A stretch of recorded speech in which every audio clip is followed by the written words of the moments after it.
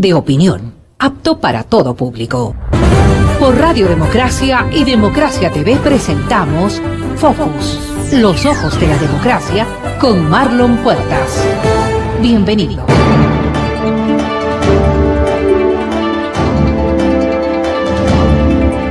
Estimados amigos, bienvenidos a un nuevo programa de Focus en Democracia. Hoy es jueves 6 de abril de 2017 y desde los estudios de la Radio Democracia en la capital de la República estamos transmitiendo en vivo por el canal Democracia TV en YouTube y por la Radio Democracia AM.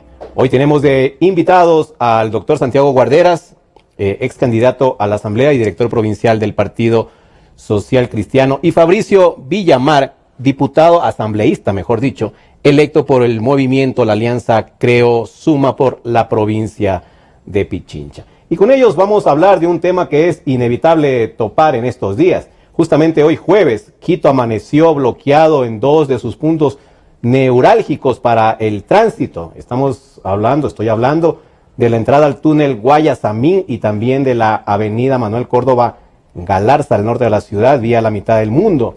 Por manifestantes, esto fue muy temprano, 6:30, 7 de la mañana, manifestantes encapuchados que no se dejaban ver la cara.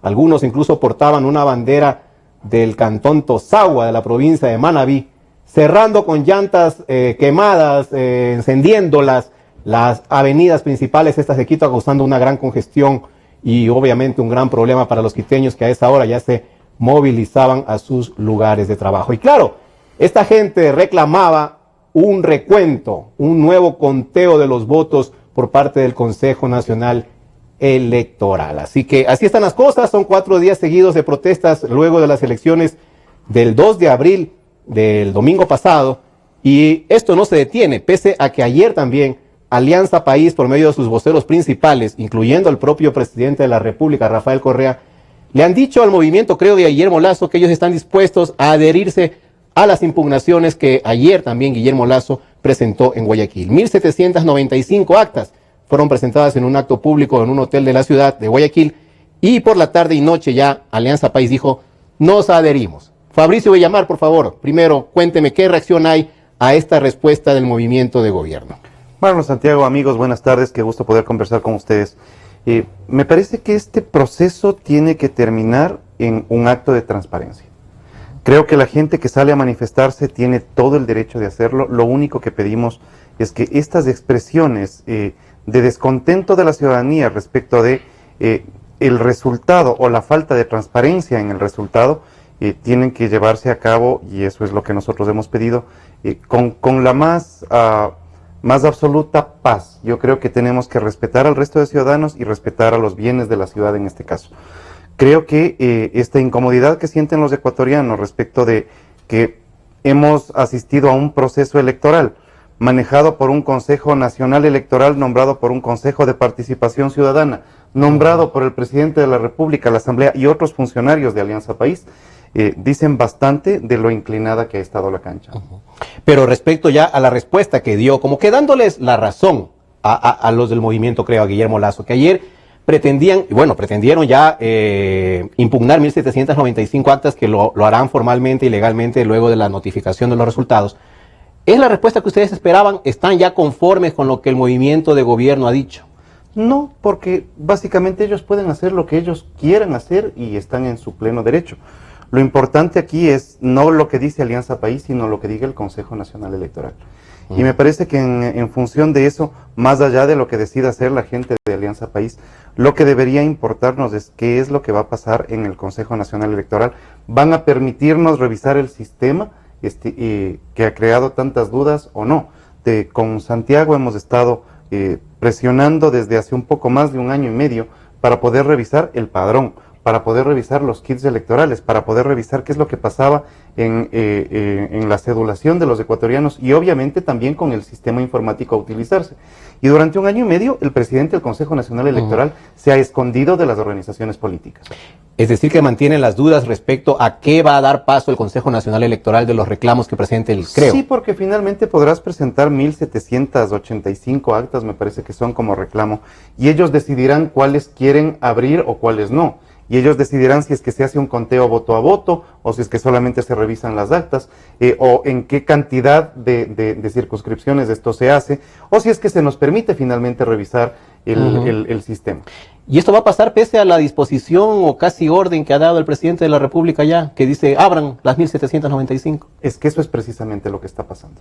El presidente de la República se ha tomado muy a pecho eso de que es jefe de todas las funciones del Estado y en este momento hace en sus últimos estertores como presidente otro acto de su poder absoluto disponiéndole al Consejo Nacional Electoral qué es lo que él cree que se tiene que hacer. Y no cabrá duda entonces que ese Consejo Electoral hará lo que el presidente le ordena.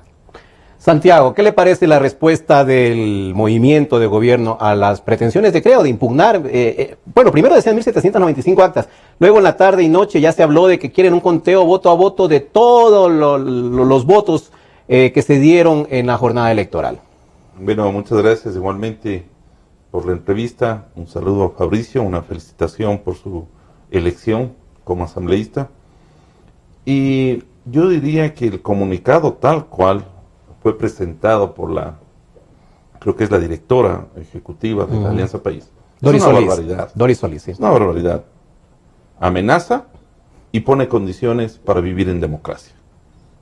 Podemos abrir, pero si se llega a establecer, les vamos a seguir juicio, tienen que pedir disculpas, es decir, no aceptando lo que los ciudadanos, las organizaciones, por bien de la democracia, la transparencia, la legitimidad, está exigiendo. Aquí, mire, yo creo que como dirigente del Partido Social Cristiano, como ciudadano, lo que estamos pidiendo es, ha concluido un proceso electoral y queremos que el tribunal o el Consejo Nacional Electoral determine cuál de los dos candidatos finalistas obtuvo la mayor cantidad de votos. Por transparencia, por legitimidad. Si hay impugnaciones, esas impugnaciones se las tiene que dar paso, porque así lo prevé la ley, lo prevé la Constitución. ¿Qué es lo que ocurre? Si hay incertidumbre de todo el proceso electoral, lo lógico es que se abran las urnas, de ser posible todas. Y eso está contemplado en la ley, Santiago. Lo que establece son... Solo por las dudas. Tal vez la ley dice que por dudas se abre todo. Establece el hecho que se deban abrir las urnas respecto de aquellas actas en las cuales existen impugnación. Correcto. Pero también es posible que existiendo un determinado porcentaje de actas de impugnación, el que se pueda revisar, se puede abrir todo, ¿por qué no lo puede? Y se pueda establecer. Pero yo creo que no solamente las actas, sino lo fundamental es el sistema informático, que nunca nos permitieron.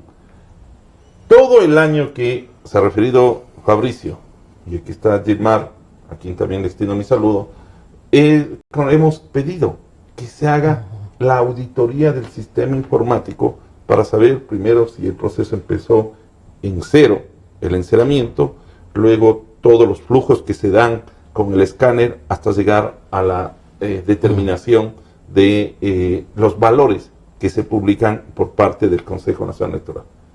Yo creo que este es un tema que, si hay dudas, para despejar las dudas, si todo está bien, si como dice Alianza País es un legítimo nada, bueno, hagamos esa auditoría, contemos los votos y tenemos un resultado. Y ahí yo creo que todo mundo va a estar tranquilo, va a volver la calma, habrá que aceptar los resultados electorales porque eso es democracia, hay un ganador, hay un perdedor y en ese momento esperemos que el país se una por bien de todas las circunstancias que actualmente estamos viviendo en esta grave crisis económica, política y podamos superar. Pero mientras eso no suceda, lamentablemente lo que está haciendo es provocando la indignación de la gente, ¿qué le digo? Una insatisfacción que se ve reflejada en las calles y que obviamente implican el ejercicio de derechos consagrados en la Constitución, un derecho a resistencia a un proceso eventualmente fraudulento, ¿sí? Y un derecho a expresar su descontento frente a unos resultados que son opacos.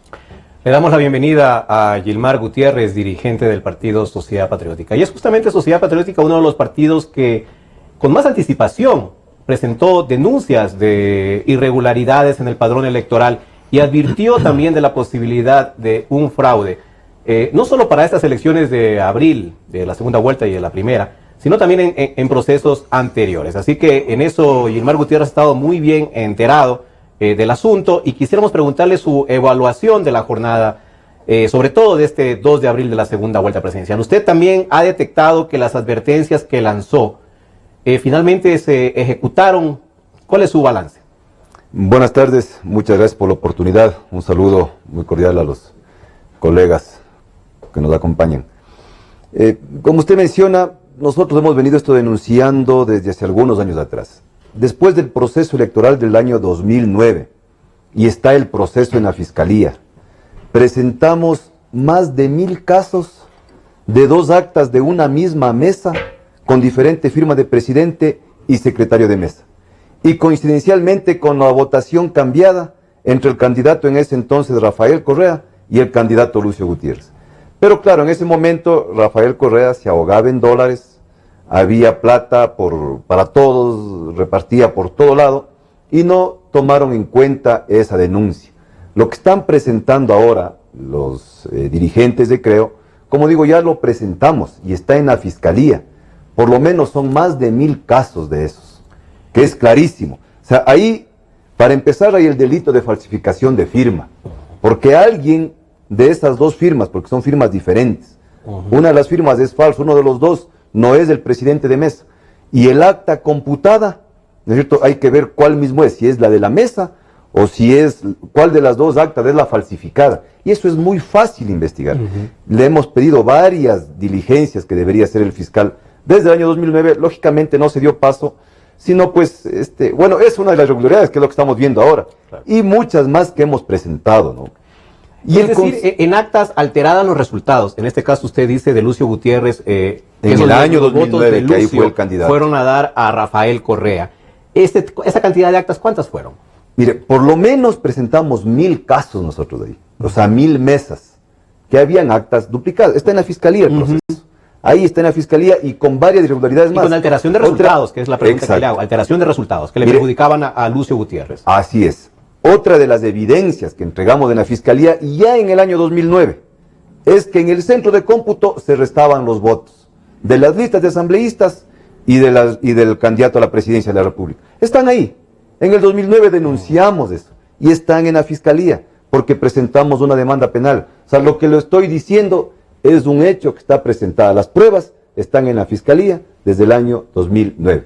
Pero mire, más allá de eso, en esta elección, no solo debería ser el candidato Guillermo Lasso el que pide reconteo, auditoría, etc., sino también el otro candidato. Llegar y sentarse en el sillón presidencial con la duda de por lo menos del 50% de los ecuatorianos, de que el uno o el otro no está legítimamente ahí sentado, es gravísimo. Mire, eso no debería aceptar ni el uno ni el otro candidato. Pero el paso lo dio Alianza País ayer ya, aceptando el recuento, aceptando lo que pedía, creo. Mire, esperemos que eso se cumpla con normalidad. Hay otro pedido que se ha hecho, que es muy importante, que nosotros también lo hemos venido insistiendo desde el año 2009, hacer una auditoría informática al sistema. Desde el año 2009, para este proceso, el 19 de febrero, mire ustedes, recuerden y pongan atención, el 19 de febrero, en la primera vuelta, a las 12 del día, en el Consejo Electoral, se firmó un acta en la cual se identificó el hash de ese software y en esa misma acta se acordó, a partir de las 5 de la tarde, hacer un seguimiento del software, justamente para ver si no hay una manipulación en el cómputo de los votos.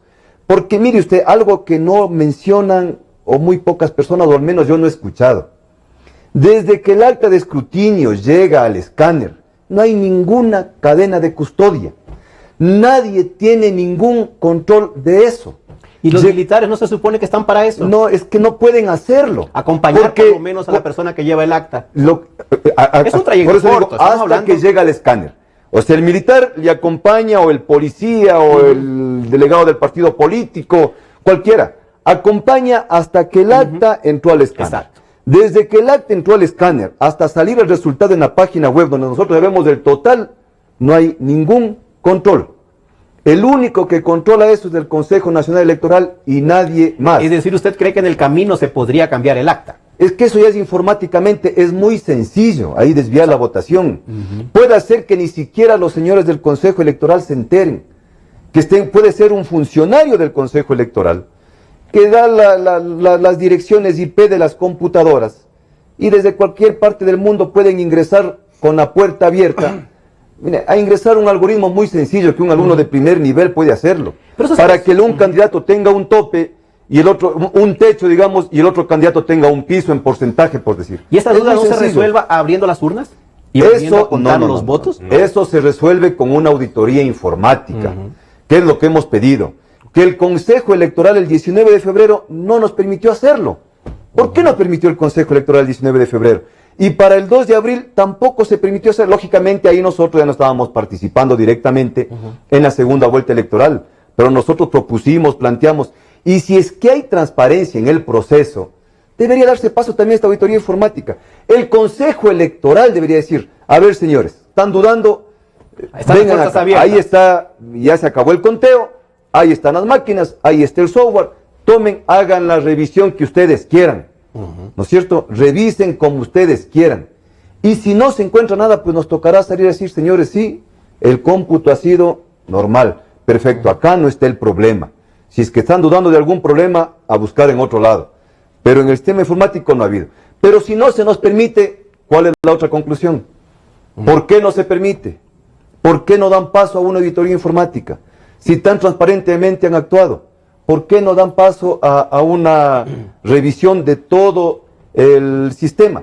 Y lógicamente en los procesos anteriores no ha habido eso, ¿no? Sino que la respuesta ha sido la persecución al denunciante, que en este caso, como usted mencionó, Sociedad Patriótica, hemos estado desde hace mucho tiempo en el tema, y la respuesta ha sido la persecución pues por todo lado, ¿no? De remate se cayó la página web el día domingo, dice Juan Pablo Pozo, 18 minutos, yo que estaba pegado a la computadora fue mucho más que eso y no podía ingresar a ver los resultados electorales. Entonces, obviamente, si uno no se entera del conteo, cómo avanza, obviamente uno empieza a decir qué está pasando aquí, ¿no? No Marlon, sé, Santiago, yo creo ¿qué que es quieres? importante resaltar algunos puntos que ha señalado Gilmar. El uno, lo que hemos pedido es justamente la auditoría del sistema informático. ¿Por qué?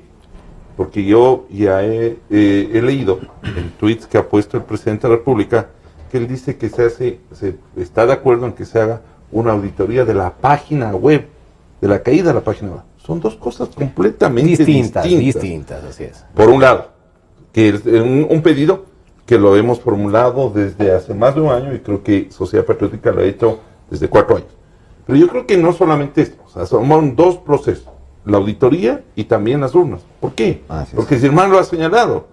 Hay casos en los que usted tiene unas actas en donde difiere el número de votantes o de votos en el acta original con el acta que está publicada en el CNE. Así es. Hay actas en las cuales no coincide las personas o las firmas de quienes estuvieron en la mesa electoral con la que corresponde a la que está publicada igualmente en el CNE. Es decir, un conteo para depurar todas esas irregularidades e inconsistencias y el otro un sistema informático. Estos son los dos procesos que tienen que deberían entonces ir de la adelante, mano, complementándose uno con el otro. Le pregunto a Fabricio Villamar. Gilmar Gutiérrez ha dicho que ellos en su control han presentado por lo menos 1000 actas que incluso constaban alteraciones de los resultados, perjudicándole a Lucio Gutiérrez con sus votos que fueron a parar a la candidatura de Rafael Correa. Pero en el caso de Creo y el control electoral que llevó adelante Creo, César Monge lo que presenta, y ha presentado el domingo y presentó ayer, un acta con el resultado inverso. En una aparecía ganando Guillermo Lasso con 120 votos, Lenin con 80, algo así. Y en la copia aparecía en cambio arriba con esa votación Lenin Moreno. Pero no tiene más. El resto que presentó fueron en efecto falta de firmas en las actas, firmas cambiadas, firmas que no se parecían y que aparentemente son de la misma persona, etcétera. ¿Por qué no hay más actas con los resultados cambiados en contra de Lasso y a favor de Moreno? ¿Qué pasó ahí? Porque hay varios casos sobre los cuales se sustenta la duda. Entonces, el uno es las actas sin firma, el otro es los datos cambiados, el trasteo de votos que le llaman. El otro caso es los números que no coinciden, y finalmente tienes esta que es una preocupación generalizada, que también pasó en la primera vuelta y también ha pasado en las anteriores elecciones. Misteriosamente suele caerse el sistema. Y alguien nos escribía desde Venezuela el día sábado anterior a las elecciones, decía, no soy brujo, pero esto es lo que va a pasar. En un momento del conteo se va a caer el sistema y unos minutos después van a comenzar a ganarles. Y esto nos escribían con un día de anticipación. Es decir, tú tienes un libreto de lo que se ha aplicado en Venezuela y ha sucedido en Venezuela, que ha pasado en cada elección aquí. En el 2009 también se cayó el sistema. En el 2013 se cayó el sistema. Ahora se cae el sistema. Entonces tienes varios elementos concordantes que te dicen, qué casualidad que se caiga el sistema, y cada vez que esto sucede comienza a ganar la gente de Alianza País. ¿No falló el control electoral de Creo, tal vez, Fabricio? No lo sé, yo no estaba a cargo del control electoral, yo ya había terminado mi elección como candidato a la Asamblea. Nosotros estamos en el proceso de campaña, pero la estructura de Creo maneja eso. Independientemente de si falló o fue perfecto, porque necesitas una logística inmensa para cubrir. Es, más de 40.000 delegados en cada mesa. Se ha contado con el respaldo de otras organizaciones políticas. ¿Sí hubo ese respaldo? Sí, señor, sí existió ese respaldo. Y se recibió ayuda por todas partes, porque finalmente ya no nos estábamos jugando la candidatura de Guillermo Lasso. Nos estábamos jugando la voluntad de cambio de la inmensa mayoría de los ecuatorianos. En tal sentido, esto de la manifestación de la gente en la calle es la continuación de esa voluntad de cambio. Y lo que nosotros podemos entender es que el próximo presidente de la República, sea quien sea, habrá que reconocerlo una vez que tengas transparencia en la presentación de los datos. Si es que no tienes eso, efectivamente es un presidente que entra sin legitimidad y tendrá que convivir en su presidencia con la duda de si ganó o le dieron ganando. Y finalmente, yo creo que con los datos claros a uno le tocará, no solo porque nobleza obliga, reconocer los resultados, sino adicionalmente porque ese es el juego de la democracia. Pero mientras tanto sigue pasando el tiempo y parece que el Consejo Nacional Electoral también juega eso, ¿no? A la prolongación de los espacios, hasta este momento que estamos jueves, ya casi 2 de la tarde, no hay la proclamación oficial del 100% de los resultados. Y mientras no ocurra eso, no se pueden presentar las impugnaciones. Y yo le escucho a la gente de Alianza País decir, pero no han reclamado, no han presentado impugnaciones, ¿de qué están hablando? Y la ley y el Código de la Democracia establece también un procedimiento para eso. Sin que exista bola de cristal al frente, adelantémonos a lo que va a suceder. Va a ser de brujo ahorita, Fabricio, a ver. Vas a tener este proceso estirado lo suficiente como para que cualquier protesta que pudieras hacer caiga en Semana Santa. En el feriado. Exactamente, en donde... Pero es que además es un proceso religiosa. Exactamente, entonces pasa exactamente lo mismo que sucedió con la venida del Papa. La gente en las calles protestando porque nos estaban poniendo 2 leyes más para sacarle impuestos a la gente. Llega el Papa y todo se tranquiliza. Acabas de tener una Semana Santa en donde todo se tranquiliza. Pero lo verdaderamente grave de esto es que tendrás a un país que tiene 2 formas diferentes, equipotentes dentro de las mismas fronteras, creyendo los unos, el 50% del país, que te robaron las elecciones, y el otro porcentaje del país equipotente pensando que todo estuvo bien. Eso no contribuye ni al desarrollo de la democracia, esta democracia tan sui generis que nosotros tenemos, ni contribuye a la credibilidad del próximo presidente de la República. Me han llegado ya informes de los primeros 2 días, 3 días después de la elección. Los empresarios no sienten confianza y comenzaron a sacar el dinero del Ecuador. Qué mala noticia. El grave problema que tienes es un problema de confianza en la economía del país, que ha sido manejada por un solo partido durante estos 10 años y medio. Qué mala noticia. A Santiago Guarderas le quiero preguntar algo que en Guayaquil se comenta bastante. Yo no sé si, Santiago, usted ha acompañado aquí las protestas en las afueras del CNE. Todos los días. Todos los días. Bueno, en Guayaquil se está reclamando la ausencia del alcalde Nebot en las movilizaciones que empezaron en Guayaquil también esta semana. Y es más, también se critica bastante su postura respecto a que primero presenten las pruebas, que creo tiene la obligación de presentar las pruebas, y que luego obviamente vendrá la otra etapa, que es si nos están robando los votos que se decidieron en el 2 de abril, entonces sí viene el siguiente paso, que es la protesta. ¿Qué le parece esta postura, como digo, bastante criticada, sobre todo en la ciudad de Guayaquil, de Jaime Nebot, que es el líder del Partido Social Cristiano? Bueno, mire, yo creo que los pasos que se tienen que dar en estas reclamaciones son, por un lado, los jurídicos presentar las impugnaciones. Es decir, las calles pueden servir para manifestar el descontento, la rabia, expresar una resistencia a un posible fraude. Pero lo jurídico es la presentación de las impugnaciones, presentar las protestas jurídicas la misma noche, a partir de las 9 de la noche en que se instala en audiencia y comienza a revisar las actas. Indudablemente el tiempo ha sido tan corto que el movimiento no tiene tal magnitud de infraestructura para poder impugnar, porque lo único que hacen, y eso sí es un grave error, tomar las votaciones que hizo el Consejo Nacional Electoral como resultados provisionales y aceptarlas, cuando lo lógico, la ley establece que acta por acta se tiene que ir conociendo, revisando y se pueden hacer las impugnaciones en ese momento. En ese momento, porque incluso hay un delegado de cada partido que en ese momento obviamente ve los resultados y protesta. En el caso de Pichincha, son como 7.000 mesas y usted, cada acta va poniendo en consideración de los miembros de las juntas y además de cada uno de los delegados. Eso pudo ser inmediato entonces. Y eso no fue. Eso miren, 5 horas.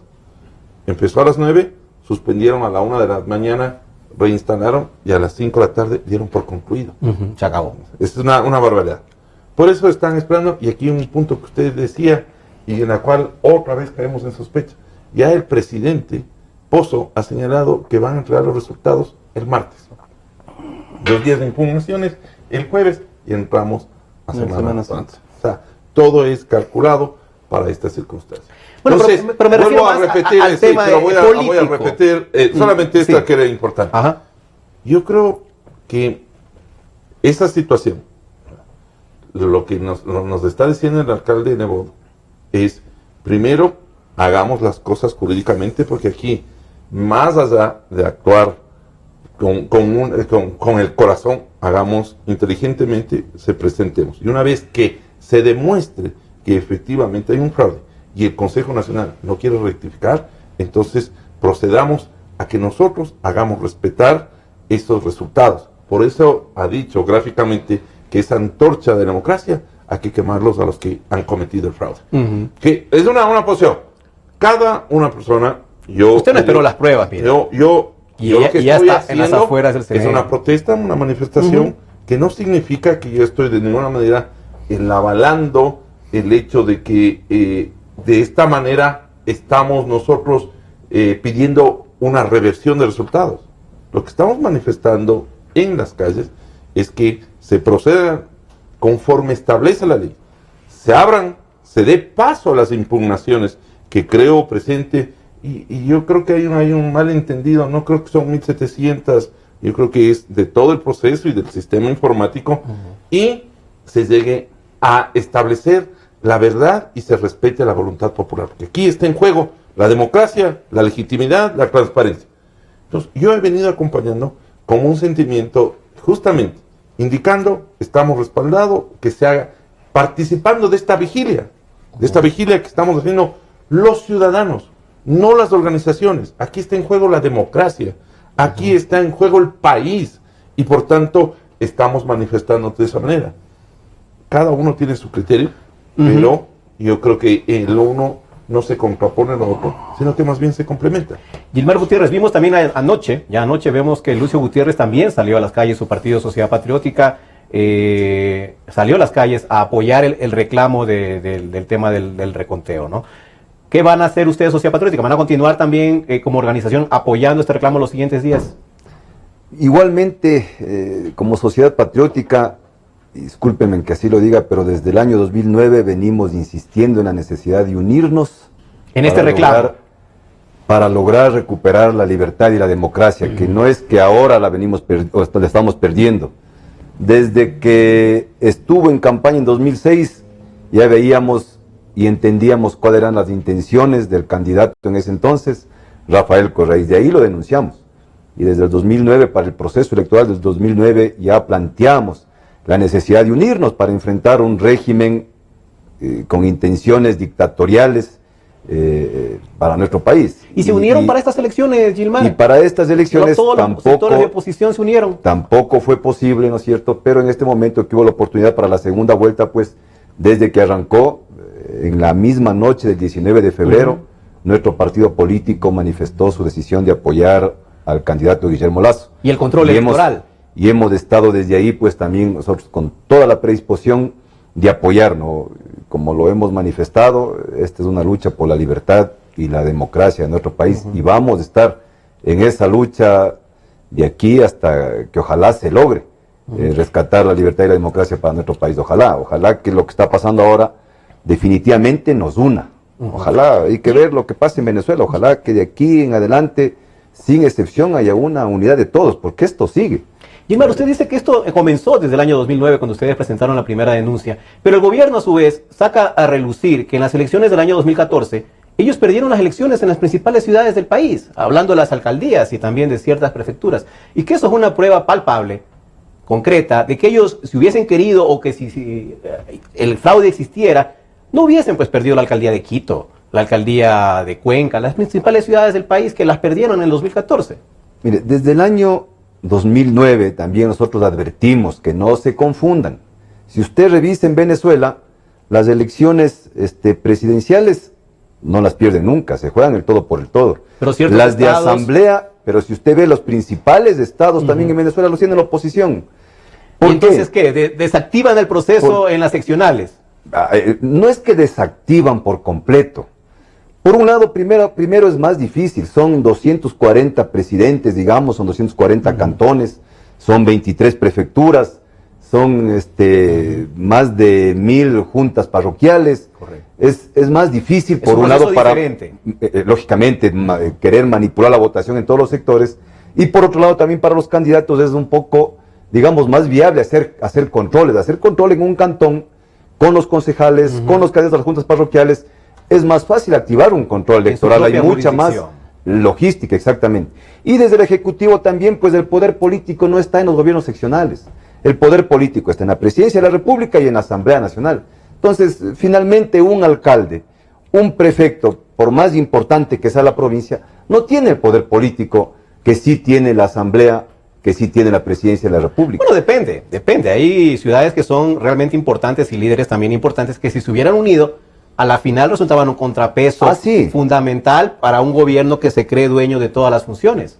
En unidad esto cambiaría. Si los ecuatorianos hubiéramos decidido unirnos en el 2009 mismo, estaríamos rato hablando de otra cosa. Meses después de la proclamación de los resultados de las elecciones de febrero, hubo una reunión en Guaranda, que fue la primera a los pocos meses, 2-3 meses, que fue Nebot. Está el señor Rancés Torres, que ahora lo veo muy abrazado a Lenín Moreno. Estaba el alcalde Rodas también, muy empeñoso en ese momento, luego reculó un poco, etcétera. O sea, hubo la intención de ser el contrapeso político en esa circunstancia, Gilmar. Sí, ojalá que uno de los resultados positivos, independientemente del resultado que sea, porque igual, si es que finalmente resultaría por ser Guillermo Lasso el ganador, mire, hay que darle todo el respaldo, hay que mantenernos unidos, hay que hacer una reforma política intensa. Y más todavía si vuelve a ser el mismo grupo político, en este caso Alianza País, ojalá, como digo, el resultado sea que esto finalmente nos una a todos. Al menos nosotros estamos con esa predisposición desde hace mucho tiempo, unidos todos, sin excepción. El futuro para el país, un futuro sin libertad, es terrible para todos, nadie se va a salvar de ahí. Una cosa que quería finalizar, que se me quedó hace rato. Mire, es importante estas 1500 urnas que se van a abrir, pero ahí, y al menos desde nuestra organización política, con la poca experiencia que tenemos en estos procesos electorales, la recomendación es no solamente verificar las inconsistencias, hay que ver la autenticidad de esas papeletas de votación, hay que verificar la autenticidad de las actas de escrutinio, y hay que verificar la autenticidad de los padrones electorales. Hay que verificar las firmas de esos padrones. Hay que ver si no hay firmas ahí con los mismos rasgos. O sea, por lo menos hay que verificar también la autenticidad. O sea, abriendo esas 1500 urnas, yo creo que se pueden encontrar muchas cosas si es que han habido irregularidades, no solamente inconsistencias, ¿cierto? Y si se encuentran ahí el cometimiento de delitos, lógicamente eso obligaría a que se sigan abriendo todas las urnas. De irregularidades no son las que tienen que detectar los delegados de cada partido político que están presentes en toda la jornada, desde antes de empezar, incluso desde el momento que están ahí, revisan los materiales, cuentan las papeletas. Yo he estado también en esa circunstancia. Dicen, perfecto, hay 300 electores en esta mesa, hay 300 papeletas limpias, obviamente. Eso se revisa y también están los delegados para eso. Pero no creo que ese es el escenario. Debería hacerse, o sea, gente pero totalmente capacitada para que ese momento verificar la autenticidad también de las papeletas, a ver si no en un momento de descuido te ingresaron más papeletas, verificar justamente el tema de las actas de escrutinio. Pero no, es un escenario en que los que están ahí en las mesas están apurados contando una cantidad de papeletas, quieren terminar rápido el conteo para O se fueron a almorzar 2 horas. No, pero además una cosa, Marlon, que hay que tener claro, porque hay que entender muy bien cuál es el proceso. Usted señalaba, se termina la jornada, se cuentan los votos, se firman, esa acta va a, como usted decía, al lugar donde está el escáner, y esa acta le entregan al funcionario del CNE. Al funcionario del CNE. Y él es el que escanea. De donde mañana perfectamente puedo coger esta acta y meterlo otro. Pero es que no hay a quién más entregar, pues, bueno, Santiago. Tiene que ser la autoridad electoral, en este caso CNE. Bueno, exacto. Exacto. Y por eso es importante revisar que el acta original que tiene el delegado corresponde exactamente a la otra y luego hacer esa verificación, porque se puede abrir las urnas y efectivamente encontrar que las papeletas no son las que corresponden, las firmas del padrón no son las auténticas o pueden estar repetidas, duplicadas, en fin. Es decir, todo un proceso que demuestre que hay transparencia, que no ha habido manipulación y que obviamente eso va a significar que todos quedemos tranquilos y satisfechos. Y qué bien, si ganó Lenín Moreno, ganó democráticamente. Y yo creo que esa es la situación. Pero con esta serie de incertidumbres que tenemos, en donde hemos visto que hay irregularidades, obviamente lo que nos invita es a que hagamos este ejercicio democrático. Y si se revierte, bueno, es la democracia y para eso existe un Consejo Nacional Electoral que debe respetar la voluntad popular. Fabricio. Queda un factor adicional del cual no hemos conversado, que es este 4.7% de inconsistencias sobre la tendencia electoral. Que se cambió mágicamente luego del apagón que dice Lazo. Tienes una elección absolutamente competida entre dos candidatos que están 50-50, qué sé yo, 49-51, una cuestión así. Y esto te marca la tendencia en todo el país. Si es que en una circunscripción territorial tú tienes que esto funciona para todas las juntas, excepto una, en donde el candidato del gobierno misteriosamente gana a 80 a 20%. Esto no se sostiene respecto de la tendencia generalizada en el resto del país. Que dijo Borges, ocurre en zonas rurales, sobre todo. Sí, existe el levantamiento de dónde se hizo, pero, ¿qué te digo? Es exactamente la misma, el mismo centro de votación, imagínate, el mismo colegio, pero en la Junta 1 tú tienes 50-50. En la Junta 2 tienes 50-50 y en la Junta 3, en cambio, tienes 80-20. ¿Qué pasó? Es necesario entonces abrir esas juntas para revisar si es que en efecto justo a esos ciudadanos se les ocurrió votar toditos por el candidato de la presidencia de la República o algo está sucediendo ahí. Que normalmente ni nos conocemos. Yo a veces veo a gente con el mismo apellido mío, no son ni siquiera parientes. Pero bueno, Fabricio, yo quería preguntarle que más bien con el paso de los días, esto no puede irse degenerando, la protesta me refiero, ciudadana, y hablo específicamente de lo ocurrido hoy en la ciudad de Quito. Se estaba diciendo que los que cerraron el túnel Guayasamín y la avenida Manuel Córdoba Galarza no eran simpatizantes de Creo. Los propios militantes de Creo dicen, nosotros no fuimos, nosotros no nos tapamos la cara, no nos encapuchamos. Son infiltrados que quieren obviamente crear desgaste a la protesta, malestar a los quiteños, para que los quiteños terminen rechazando ya este tipo de acciones. Entonces, sí, siguen pasando los días, ¿hay estos riesgos? Sí, estos riesgos existen. Puede ser que sea gente infiltrada, puede ser que sea un ciudadano que está indignado con lo que está sucediendo, pero independientemente de quién sea la persona, el hecho es, existe indisposición en la ciudadanía, es esta sensación como cuando te sacan la billetera en el bus.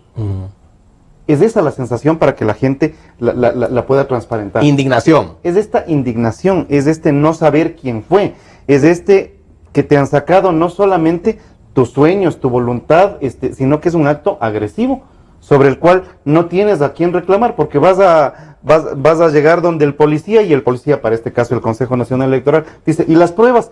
No hay la billetera, pues esa es la prueba.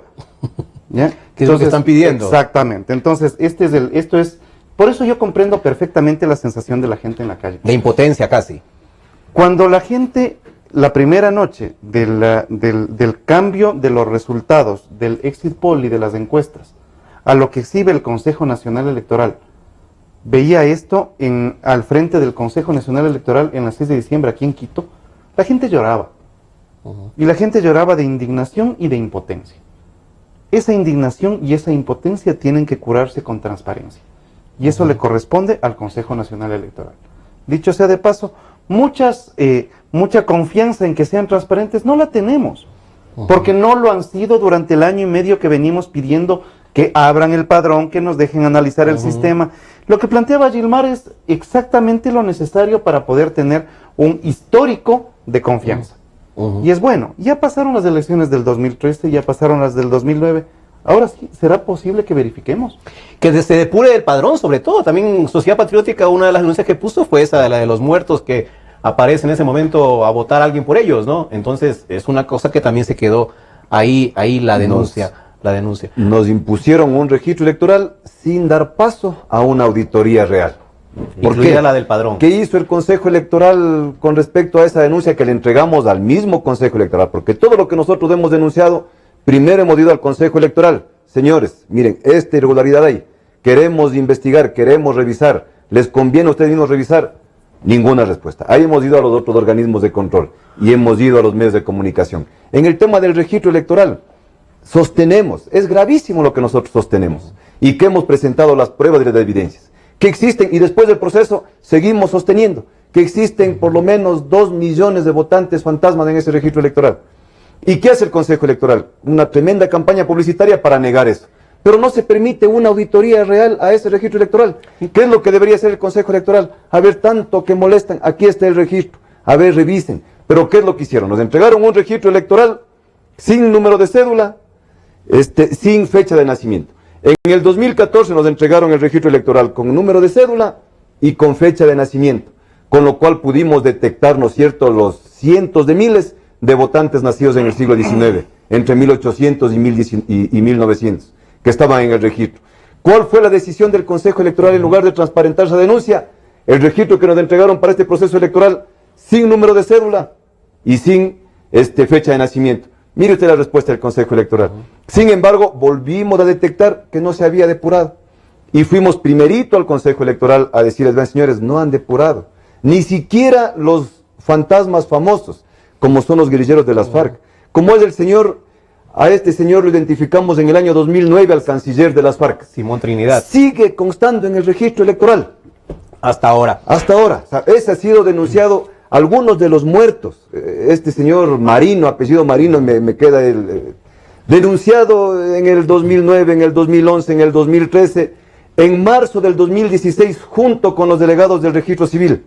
Sigue constando en el registro. O sea, es decir, ni siquiera... su papeleta quedó ahí y su voto quedó en blanco, supongo. Queda como ausentismo. Mire, pero un tema... Eso es lo que pide Gilmar. Pero un tema tan grave, mira, o sea, hagamos la auditoría del registro electoral. Si no estábamos pidiendo nada extraño, no estábamos molestando, vean señores, no se ha dado paso. Es algo que en los tiempos modernos se lo puede hacer con la tecnología actual, me imagino que rápidamente. Le quiero preguntar a Fabricio, si cada pronunciamiento que hay desde el extranjero, reconociendo y felicitando el triunfo de Lenín Moreno, y hablo prácticamente de casi toda la comunidad internacional, hoy justamente llegó el pronunciamiento ya del gobierno de Donald Trump de Estados Unidos, felicitando el triunfo de Moreno, obviamente recomendando también que haya transparencia en las reclamaciones del candidato opositor. Lo ha hecho la OEA con Luis Almagro, lo han hecho casi prácticamente todos los presidentes de la región, prácticamente dando validez, consumando los hechos. ¿Les preocupa cada pronunciamiento de este nivel internacional? No, me parece que todos los países tienen todo el derecho de pronunciarse como buenamente tengan.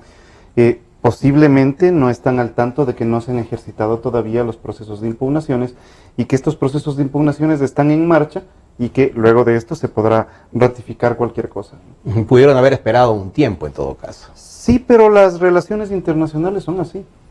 O sea, no hay duda de que adicionalmente el gobierno ecuatoriano debe haber estado buscando esos reconocimientos, ¿no? Incluso gobiernos que son considerados de derecha, ¿no? Se unieron también a la felicitación. Mauricio Macri fue uno de los primeros que felicitó a Lenín Moreno. Le pregunto a Santiago Guarderas respecto a qué se puede hacer de aquí en adelante, independientemente de lo que ocurra con el tema de las impugnaciones, para los siguientes procesos electorales. Acá se habla de que se permita la auditoría, pero por ejemplo, ¿cómo se controla el tema del abuso de los recursos públicos a favor del candidato del Estado, el candidato de gobierno de turno? Que no sé si solo será Alianza País que lo haya hecho, ¿verdad? Probablemente es el que más ha abusado descaradamente en este tipo de situaciones, pero es una práctica que puede volverse común con cualquier gobierno. ¿Cómo se puede impedir esto, Santiago? Bueno, antes de eso, simplemente una cuestión que me gustaría añadir es que las consecuencias de estos pronunciamientos internacionales son los pronunciamientos irresponsables del presidente del Consejo Nacional. Si usted escucha y dice los resultados son irreversibles, obviamente, ¿por qué el Estado X de extranjero puede dudar de la máxima autoridad electoral? Sí, imagínense. Entonces, estas son las circunstancias que obviamente, y además es lo que provoca indignación a la gente.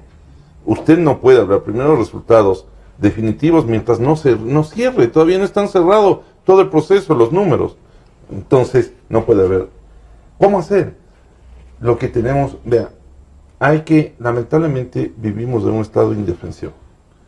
Somos 14 organizaciones de este acuerdo por la transparencia electoral que hemos insistido, no una, varias veces, comunicaciones en el que se le ha pedido a la autoridad electoral que dé paso a estos pedidos que ha hecho el acuerdo y que están sustentados en la ley.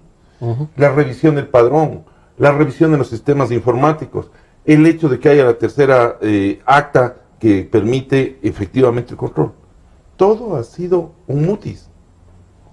Frente a las pantallas, sí, todo vamos a hacer.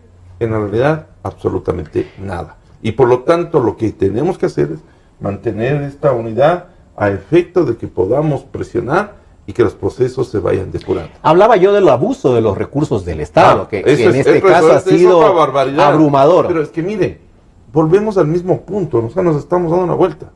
¿Quiénes son las autoridades dentro de la función electoral de efectuar el control, la sanción a los medios de comunicación, a las autoridades? Se contempla hasta la destitución en la ley. Y se ha pedido. Y sabe que se lavan las manos. Hay un contralor, ¿no? ¿Y el contralor qué juega en esto? Bueno, el contralor está es feliz, bienes públicos, ¿no? Él absolutamente nada, por eso es su reelección. No vemos a dónde es la actuación que tiene, ni la fiscalía. Aquí tenemos, acaba de decir Gilmar, desde el año 2000. ¿Cuándo ha dado paso a que el proceso avance y se llegue a una determinación? Lo que pasa es que tienen autoridades de control, que lo que hacen, y por eso son premiados con su reelección, es cruzarse de brazos. Y claro, eso motiva a que no tengamos posibilidad de reaccionar. Usted quiere presentar un reclamo, una queja ante el Tribunal Contencioso Electoral y se topa con que el presidente es hermano del asesor político de la presidencia, ahora fiscal general electo. Entonces, ¿quiere usted iniciar una acción de protección ante un juez? Los jueces no dan los pasos a las acciones de protección. Está prácticamente encadenado. No puede ser. Y lo único que le queda al ciudadano, y nos quedan organizaciones, es hacer estas manifestaciones de protestas amparado en los derechos que establece la Constitución. Entonces, ¿qué nos espera el 2019, que son las próximas elecciones, Gilmar, elecciones seccionales? Se eligen los alcaldes, se eligen los prefectos, se eligen concejales, juntas parroquiales, etcétera. Que no es mucho tiempo en realidad como para promover un cambio en este sistema que ya ustedes vienen denunciando desde hace algún tiempo. ¿Qué se puede hacer? Nuevamente vamos a caer en lo mismo, nuevamente van a venir las quejas, las manifestaciones, las protestas, después ya de los hechos, o se puede hacer algo en el camino, en estos 2 años, que no sean solamente manifestaciones o acciones por los resultados electorales, sino más bien para cambiar el sistema, este sistema que probablemente se repita el 2019. Claro, primero, los únicos que pueden quitarnos ese sabor amargo de estas sospechas de fraude es el Consejo Electoral. Ni el reconocimiento del Papa, ni el reconocimiento de ningún mandatario, ni nada le va a quitar a la ciudadanía este sabor amargo de que ha habido un proceso electoral fraudulento. Los únicos que van a quitar eso es el Consejo Electoral, dando paso como debería ser, abrir el Consejo Electoral las puertas de par en par, pero de manera real, con auditorías abiertas, técnicas, imparciales, para revisar, y ahí vamos a quedarnos tranquilos. Si esto no se da, pues significa que el próximo proceso electoral vamos a enfrentar un proceso de las mismas características. ¿Cómo vencer eso? Ojalá con la unidad de toda la oposición. La asamblea Ojalá. tal vez, ahora es un bloque importante el de oposición que se ha formado. ¿Podrá hacer algo la asamblea por el lado político? Es un bloque más grande de oposición que hay, pero igualmente la mayoría tiene el Ejecutivo. Y entonces las decisiones finalmente en la Asamblea Nacional es con votos. Y el que tiene más votos es el que decide. Mire, en la Asamblea del 2009, de la cual también fui miembro, la mayoría, ahí prácticamente estaba equilibradas las fuerzas, oposición con gobierno.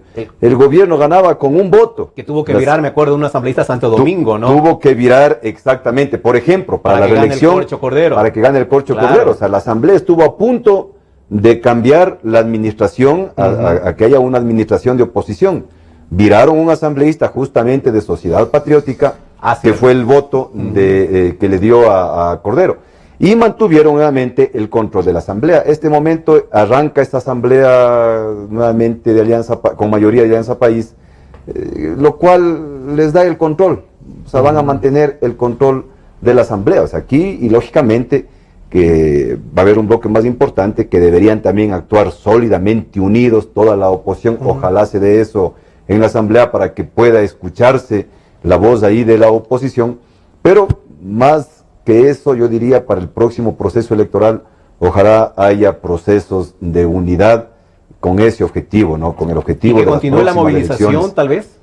Las acciones en las calles. Mire, eso depende, creo yo, del Consejo Electoral más que de nadie. O sea, si el Consejo Electoral no da tranquilidad a la ciudadanía, creo que la ciudadanía va a seguir su protesta, hay indignación en la ciudadanía. Como digo, ese sabor amargo de que te están imponiendo un resultado electoral no te saca nadie, sino el mismo Consejo Electoral. El momento que después de una auditoría abierta, transparente, imparcial, se concluya que gana cualquiera de los dos candidatos que sea, pues habrá que respetar, nos guste o no nos guste. Habrá que respetar ese nuevo presidente. El último tema que les planteo, y es el mismo para los tres, es el asunto de la gobernabilidad, independientemente del desenlace del asunto de los escrutinios. Y el hecho es que el país está partido en dos. El país está partido en dos posiciones totalmente, creo yo, irreconciliables. Se ve muchas heridas como resultado de esta campaña que ha sido probablemente la más sucia de todas las que yo me acuerdo. Y cada uno está centrado, atrincherado en sus posiciones, sin espacios para ceder, para negociar, para conversar. Eso en el discurso se lo dice, pero las acciones son las que cuentan, Fabricio. Entonces, ¿qué panorama ve usted de gobernabilidad, así como está el país, para los próximos 4 años? Yo creo que el próximo proceso que tendremos que enfrentar dentro de la política nacional es precisamente buscar cómo acercamos posiciones de tal manera que no trabajes para tu partido, sino para los ecuatorianos. Y esto implica también cierta capacidad de estadista del presidente de la República, la cual también está en duda, porque cuando el presidente de la República no es capaz de acercarse a debatir. De ahí tiene que nacer la iniciativa, entonces. Viene de varios lugares. O sea, me parece que el puesto de presidente de la República te debería dar la posibilidad de reunificar el país, al menos en torno a objetivos. Si tienes una crisis económica, necesitas unificar el país para sacar adelante al país de esa crisis económica. En cambio, si es que lo que van a hacer es insistir exactamente en lo mismo que han hecho durante 10 años y medio, que es la causa de la crisis económica, porque a la vuelta de 10 años y medio no pueden seguirse quejando de el feriado bancario, lo que pasa con el imperio, los problemas de soberanía, la crisis internacional, es que no tenemos moneda, es que cayó el precio del petróleo, es que el terremoto. O sea, ¿cuándo se van a hacer responsables? En algún momento tienen que hacerse responsables de que 10 años y medio de su política económica han sido un fracaso. A eso me refiero, y ahora ya no tienen la mayoría del país como la tenían antes, y su discurso era, somos más, muchísimos más. Ya no son tanto más, son un poquito más si es que lo son. Pero van a decir que ellos tienen la voluntad mayoritaria en la Asamblea. Lo importante es saber si es que esa voluntad mayoritaria en la Asamblea tiene capacidad de entender que el 50% de los ecuatorianos quiere otro camino. Y esto implica madurez política. Al menos desde nuestro lado van a tener las posibilidades de conversar abiertamente. Ahora, sí me preocuparía que este proceso, marcando el otro escenario, es decir, si es que no hay apertura al diálogo, ¿cuál es el otro escenario? El otro escenario es, hay que mantener la misma línea. Para mantener esta forma de gobernar se necesita más plata. Para conseguir más plata, ya que el precio del petróleo no cambia, necesitamos más impuestos. Para conseguir más impuestos, utilizamos la mayoría de la Asamblea y vamos en contra de los empresarios. ¿Qué hacen los empresarios? Necesitan protegerse, entonces bajan sus costos operativos. ¿Cómo se bajan los costos operativos? Reduciendo personal. Una de las líneas es esa, y aumentas entonces el desempleo. Aumenta el desempleo, la gente no tiene con qué comer, y el Estado, en cambio, dice, tranquilo, yo le voy a regalar. ¿Con qué le voy a regalar? Poniéndote otro impuesto a los empresarios, a la gente que produce en este Estamos país. en un círculo vicioso. Santiago, ¿cómo se va a manejar la gobernabilidad? ¿La ve complicada también? Yo lo veo muy complicado, por lo que usted señalaba. 10 años, que es la herencia que nos deja el correísmo, de divisionismo y odio. Lamentablemente es lo que buscó durante estos años, dividirnos a la Ecuatoriana, lo ha conseguido. Usted lo ha señalado y los resultados nos demuestran. El país está dividido en un 50 o un 50%. Lo que tenemos que hacer es exigirle ahora sí, porque ya estamos viendo que el licenciado nos está diciendo, el licenciado Moreno, Presidente electo. sí, presidente electo, Dice que ya el bono de los 150 es que es gradual y técnico. Ahora ya está cambiando No es las para ofertas todos. demagógicas y tampoco las casas. Entonces hay que exigirle tanto que ofreció.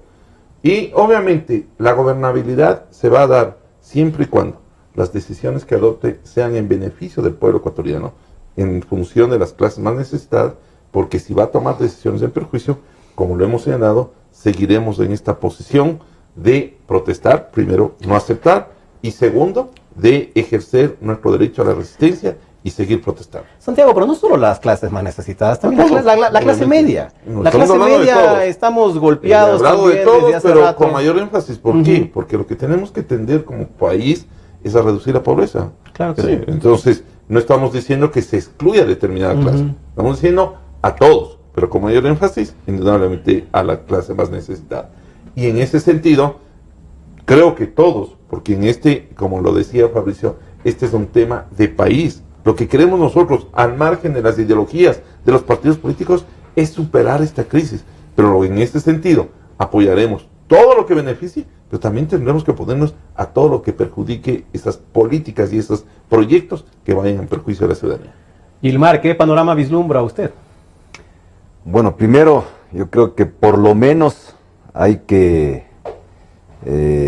repetir lo que ha mencionado, si es que finalmente es Lenín Moreno el candidato, el ganador, que ha dicho que va a hacer algunos cambios, que extiende la mano a todos. Claro, del dicho al hecho hay mucho trecho, pero en todo caso habrá que ver si es que realmente se van a dar cambios, se van a hacer cambios, que debería hacerlo por el bien del país y por el bien inclusive del mismo. Debería hacer algunos cambios urgentes, principalmente en la conducción económica del país. Si es que es Guillermo Lasso, igualmente habrá que ver si es que realmente hace también los cambios como los planteó, porque, mire, insisto, del dicho al hecho hay mucho trecho. Es que la situación es la misma para todos, o sea, para los dos, para cualquiera para que el llegue. uno, para el otro. La economía está así para los dos, o sea. Así es, la situación económica necesita cambios urgentes, la situación política del país también necesita cambios urgentes, tanto políticos como económicos. Creo que hay que hacer cambios urgentes para salvar al Ecuador del estallido social, que eso nos afecta y nos arrastra a todos y nos va jalando a todos al abismo. Pero si se mantiene de uno u otro lado, asimismo una actitud divisionista, arrogante, prepotente, abusiva, porque lamentablemente así es cuando una persona llega al poder. Descalificadora. Exactamente, así que... No se puede descalificar tan fácil ahora a la mitad de la población, al 50%. Antes, tal vez que tenían 70%, al 30%, era como que, bueno, el uno más grandote, el otro más chiquito, es más fácil abusar, ¿no? Pero ahora que están 50, casi del mismo 50. Porte, es como que al otro lo miras a la misma altura y eso merece más respeto, con una situación, ¿no?, económica crítica. Y además... 50-50 y además con una situación económica crítica. Así que para cualquiera de los dos, o sea, tienen ellos la responsabilidad de evitar el estallido social en nuestro país, que yo creo que está a muy poco tiempo de suceder eso acá en el Ecuador. Así que, claro, ya es responsabilidad pues del presidente y lógicamente nosotros, como siempre, pensando en el país, pues estaremos también dispuestos a poner el hombro, tanto a uno como a otro lado. Responsabilidad de todos en realidad, del presidente, de la asamblea, de los políticos, de los líderes de las organizaciones, de todo el país, que el estallido social no ocurra, por favor, que es, creo, el deseo de todos nosotros. Les quiero agradecer a mis invitados, a Fabricio Villamar, a Santiago Guarderas y a Gilmar Gutiérrez. Gracias por su presencia, por sus comentarios. Y a ustedes, amigos, gracias por su atención. Nos veremos la próxima semana. Sundan.